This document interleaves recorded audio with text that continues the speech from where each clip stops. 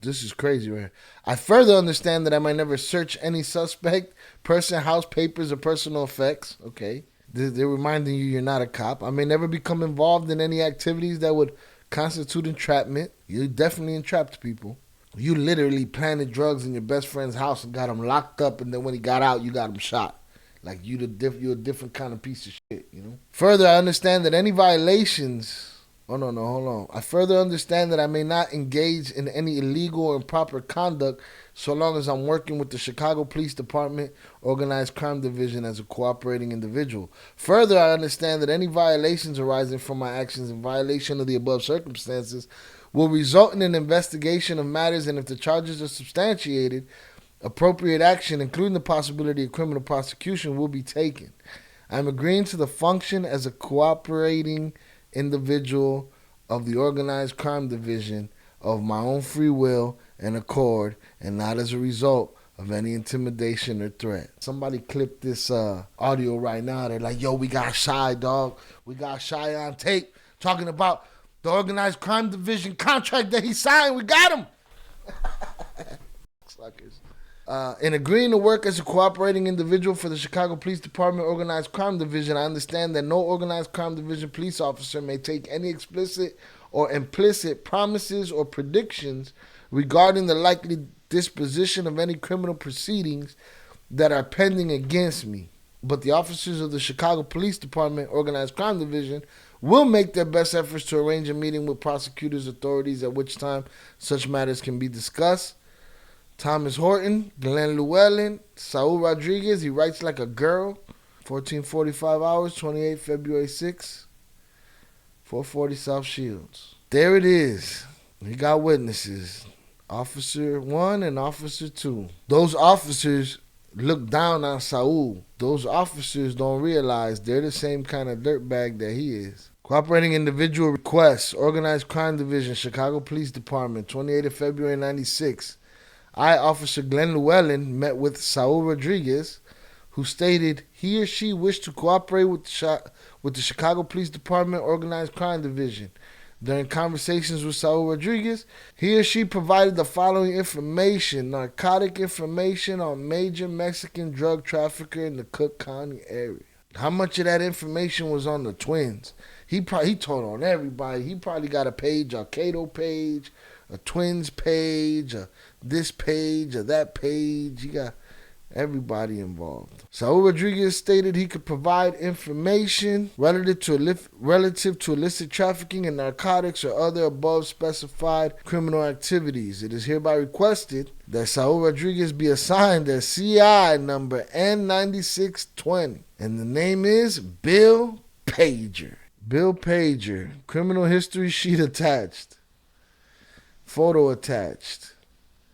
Glen Lewellyn, Thomas, I believe that's Horton. And now we got a whole bunch of other signatures. All of you guys are responsible for his activity. Uh-oh. Money, money, money, money. This fool got paid. Listen, it's a dirty game, y'all. So we went straight to work, all right? Because this is March 15th. Let's see. Cooperating individual use log. Use. That's the right word. Organized Crime Division, CPD. Saul Rodriguez, Bill Pager, Bill Finger. Raider incident. Here we go. 15 March. Cocaine, marijuana, one gun. No money. So he's not getting paid for these first couple. Glen Lewellyn. Boom. Cocaine, one gun, and cannabis. Here we go. Let's start getting this money. All written off by Lewellyn. Here we go. $5,350. Boom. Paid again. 3 stacks. Then another stack. Paid to date. He already made by May 2nd. So March 15th, April, May. So by May 2nd, he already made about 10 stacks. Wait, there's a big jump. Look, 27 stacks he made for this cocaine deal right here. So by June, he was already 46, 47 stacks. August, 47 stacks up. Wildin', boy. Info on cocaine. Look what we see. Horton, we see Lewellyn, we see Cushing. All of these cops. That boy was getting that paper. But these guys will call themselves, both sides, the cops will call themselves cops, right? And the criminals will call themselves soldiers. And it's like, y'all both The same thing, man. By 97, February 27th, so 1 year later after he signed that, he had already made 164 grand. Mind you, this is just off of them. This ain't off of what he's doing up on the side. An exact year later, he made 164 grand just off of his working for the police. Not the stuff he was slanging on the side, not the viejitas he had in the basement on the side. Just off the police, the man made 164 grand, $250. So 165 grand. Here we go again. Look, he does a jump, an $84,000 jump right here in February. So 258,000, right? And we're still in 97. August 97, 303,000. And all you see on these lists is cocaine, cannabis, guns. 98. March 12th, probably kidnapped his own mother. I'm sure he stole from her. A dude like that has zero code, bro. He'll steal from anybody. So by 98, 354 grand. It's a good couple of years right there. $500,000. We're reaching the $500,000 point with this dirtbag. Here's what he couldn't spend that money on: swag, game, you know what I mean, integrity, dignity. You couldn't spend that money on none of that stuff. You was born without it. You was meant for the drain, bro. We done made it to 439 grand in 98. Get to the bottom of 98, we make it to $528,000. This is just what he's making off CPD. He looks like he spends all his money on hookers. Strung out ones. Here we go. We went to, in 99, early 99, February, 628 grand. Look, we 745 for July 2000, okay? This dude made a clean fucking $1 million off the, working for the police. Now, this is what he's getting on the books. We're not talking about the people getting snatched up. At what point in this timeline is that happening? From 98 to 2000? Did they go 2 years where Lewellyn was like, all right, I realize this guy's getting this money. Now, from 98 forward, they start snatching people up. Reliability advancement of DS report. Information for on-view seizure. And there's his number right here, Mr. Bill Gates. I mean, not Bill Gates, Bill Pager. Saul's dirty ass, that's his number. We got info on $1,391,775 worth of cocaine. 11,134, what is that, grams? Hereby acknowledge receipt of $10,000. John J. Rossi, tendered to me by John J. Rossi. Signature cooperating individual, Bill Pager. He made a lot of money being a dirtbag, but it don't serve him. He couldn't wipe his tears with that money when he ended up indicted. When he ended up in getting that whole extra 10 years or extra 5 years that they gave him because he's trying to still be slick and sneak a phone in there. Crooked ex-Chicago cop gets early prison release due to coronavirus. You're not worthy. Glen Lewellyn was convicted of teaming with the paid informant whose tips allowed them to kidnap, rob, and arrest rival drug dealers between 1998 and 2006. Federal judge granted compassionate early prison release to crooked ex-Chicago police officer Glen Lewellyn due to COVID-19 concerns. In order Friday, District Attorney Joan got y'all. Come on, once you got them all, why you let them go? Modified Llewellyn's 18-year sentence to time served for his role in the drug conspiracy, citing the disgraced former cop's severe obesity, hypertension, and heart condition. Fuck him. He didn't care about that old lady who was terrified in that basement, kidnapped. He didn't care about her heart condition. He didn't care about her obesity or hypertension. Fuck out of here, man. That's some bullshit right there. You lost my trust, Joan got y'all. You ain't got them. Well, you got them out. That's what you did. Ex-Chicago cop who kidnapped drug dealers ordered release from prison 6 years early. 6 years early. They did you a favor is what they did. Your fat ass was going to die in there. Just sweaty and fat and stupid looking. Look at you. Little walrus face, motherfucker. Ex-Chicago cop who kidnapped, robbed drug dealers ordered release from prison 6 years. I don't like that, robbed drug dealers. They should just put robbed, period. Ex-Chicago cop who kidnapped and robbed people. They'll use that to differentiate themselves from the people that they were robbing. You just as bad, if not worse than that drug dealer. You actually worse than that drug dealer. You know what I'm saying? The drug dealer's putting in work. You just a carjacker, bitch. Former police officer Glen Lewellyn Center arrives at Dirksen U.S. Courthouse for his trial in 2012. Look, you gotta be a shriveled old raisin now if you was alcoholic, red-faced, red-nosed, then. Corrupt Chicago narcotics cop Glen Lewellyn, convicted of teaming up with a vicious gang member to kidnap and rob other drug dealers, has been ordered released from prison more than 6 years early due to the threat of coronavirus. Lewellyn, 64, was sentenced in 2013 to 18 years of prison for his conviction on federal narcotics conspiracy charges. Prosecutors said Lewellyn conspired with Saul Rodriguez. The officers paid confidential informant in 8 robberies and kidnappings between 1998 and 2006. In several robberies, Lewellyn showed up wearing his police vest and badge, hogtied victims with plastic fasteners, and threatened violence if they did not comply, according to testimony at the 2012 trial. He should have never got out of jail. Funny how they released the crooked cop early for corona, but not the twins. They about to let the one die in prison because they thought he was faking. Absolutely. Like, that's what I'm saying. They still classify and differentiate these people as if they're different from each other. They're not. Matter of fact, these cops were more violent than the twins were.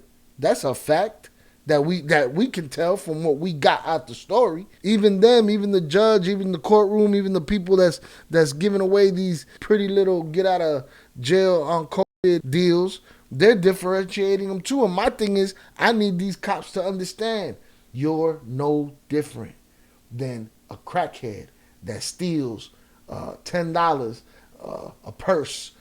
You're no different from a needlehead that steals this, that, or the other. You're no different. You're no different. You're the same thing, man. The moment you take, just the smallest thing, you done crossed the line. Now, they've trained themselves in their mind to push that line further and further back because, we're America. We're the police. Nah, nobody cares, bro. Lewellyn was not scheduled to be released from a minimum security prison in Florida until November 2026. That's when he should have got out, 2026. Whenever they told him, that's when he should have got out. In ordering Lewellyn released, however, U.S. District Attorney Joan Gottschall said the former officer's age and health issues, which include severe obesity, hypertension, and a heart condition, put him at an elevated risk for contracting a severe case of COVID-19. Y'all didn't care when Jay's face swelled up like this and the man had toxic shock, sepsis. You know what I'm saying? All of that, y'all didn't give a shit. Y'all let that dude swell up and die in there. Maybe if his last name was Lewellyn, maybe he would have got out. Maybe if he carried that little plastic badge, because that's what your badge was, Lewellyn. Jerome, all you dirty cops, you never had a real badge. You never served the people. You was never real police. Y'all was punks. Y'all got punked. You want to play the game, and then you want to turn around and say that's not the game we play. You a lie. Prosecutors had objected to Llewellyn's release, in part because there's been only one inmate where he is housed who has tested positive for the virus. See? If he did get the disease, Lewellyn would get adequate medical care within prison system, prosecutors argue. Gottschall, however, said there was evidence that the U.S. Bureau of Prisons has struggled to contain the spread of virus inside its facility. She also says she believed they're cronies somehow. She believed Lewellyn has been rehabilitated since his arrest in Las Vegas a decade ago and took the government to task for what she said was an overstatement of his crimes. Gottschall, you are a little piglet too. You are a supreme piglet, a Palpatine-powered piglet sitting up there on the throne. You are in cahoots with this man. This lady fighting the prosecutors for him. This lady stating on the record that she believes he's been rehabilitated. You ain't the parole board, bitch. It ain't your place to say if he's rehabilitated or not. Quote, for whatever it's worth, this court sat through his lengthy trial, and while it found Llewellyn's conduct heinous, it also found the government's view of Llewellyn's role as the CEO exaggerated. A cop being a CEO of an organization that kidnapped old people, kids, and everybody else, and non-drug dealers, because he can't play the innocent Jerome role where Jerome's like, oh, they said we were robbing innocent people. I never took nothing from innocent people. Well, if you ask me, the lady in the bar, it wasn't about kilos for them. It was about money, right? The dude at the rim shop wasn't about kilos for them. It was about money, right? So you were stealing from innocent people. So for her to say that his role as CEO is exaggerated, you can't exaggerate a cop being a CEO of an organization that kidnaps innocent people. she's a piglet. And I hope she hears it. I hope her kids hear it. If she's still living, whatever. Piglet. For whatever it's worth, this court sat through his lengthy trial, and while it found Lewellyn's conduct heinous, it also found the government's view of Lewellyn's role as a CEO exaggerated. Gottschall wrote in her 14-page order. The guardian angel characterization was more accurate. No, bitch. You're the guardian angel. He wasn't the guardian angel. You're the guardian angel. Sucia. Her decision marked the second time Gottschall has cut Lewellyn a break. Second time. Prosecutors had originally asked for a 30-year sentence, but the judge said at the time that the idea that he'd be a threat to the public again was fanciful. She is filthy. She should go to prison. Lewellyn was allowed by the judge to live with a relative in Frankfurt. His lawyer, Joseph Lopez, said Lewellyn has served enough time and was happy he's coming home. Narcotics is a dirty business, and many law enforcement officers, whether federal or local, get caught up in these situations. Lopez said in this, yeah, it happens. These cops that work narcotics, it's a dirty business. It happens. Not supposed to. So shut it the fuck down, figure it the fuck out. But don't think we gotta believe your excuses about this shit. Her decision marked the second time she cut him a break. So they went for a 30-year sentence, but the judge said the idea had been a threat to the public was fanciful. That's crazy. The idea that he'd be a threat to the public he was a threat to the public for a long time. He wasn't just a threat. He was an active threat. He was in action against the public. He was officially at war with the public, right? Through his minions of police and informants. Narcotics is a dirty business, and many law enforcement officers, whether federal or local, get caught up in these situations. Lopez said in a statement, it always starts with their snitches, who they should never trust. A bunch of bitches. A spokesman for the U.S. Attorney's Office also was not immediately available to comment. Lewellyn, who joined the force in 1986, arrested Rodriguez for marijuana distribution in the mid-1990s and signed him up as a confidential informant, but then instructed him to continue to deal narcotics to find rivals to target for robberies, prosecutors alleged. For his supposed work as a confidential informant, Rodriguez eventually was paid more than $800,000 by the department, according to court records. We just saw the receipts. In addition, Lewellyn was able to persuade federal agents to drop an investigation of Rodriguez because of his high-level work as an informant, prosecutors said. As part of the conspiracy, Lewellyn tipped off Rodriguez about a federal wiretap and testified in federal court against one of Rodriguez's rivals, helping to secure a conviction, prosecutors said. Prosecutors said Llewellyn's partnership with Rodriguez continued after Lewellyn left the department in 2003. In all, Lewellyn helped steal more than 550 pounds of cocaine and about $3 million in cash, according to prosecutors. No, he's not a threat at all. He's a nice guy, rehabilitated. Come on, man. Joan Gottschall, you're a pig, right along with him. Rodriguez's crew was taken down in dramatic fashion in 2009 in a Drug Enforcement Administration sting in which Rodriguez believed he and the crew were about to rob a Mexican cartel of $16 million in drugs. Lewellyn was arrested in 2010 in Las Vegas, where he had moved at about the time of Rodriguez's arrest. Yeah, you were separating yourself, chump. According to a recent court filing, when DEA agents approached him in a parking lot and told him they had a warrant for his arrest, Lewellyn replied, all of that happened over 5 years ago. This is the type of privilege that I be talking about. He's lost in his own mind, believing that he is so privileged that he could turn around and tell cops that came to him, that happened a long time ago, get off me about that. That's how ignorant and stupid and fucking dumb that he is. That would even come out of his mouth. Oh, but that was 5 years ago. You know how fucking stupid you sound? You walrus-looking bastard? What really sets him apart is how he used his knowledge of police procedure to protect the crew. Assistant U.S. Attorney Stephen Block told the judge at his sentencing hearing, the defendant was there to serve and protect the crew, not the people of Chicago. Facts. And guess who was there to protect the CEO? Joan Gottschall. She was there to protect the CEO. You, my dear, are the guardian angel. Rodriguez was sentenced in 2015 to 40 years in prison. Wah! He cried all over the fucking courtroom. Wah! I kidnap old ladies and kids. Wah! I'm not gonna do bad no more. Wah!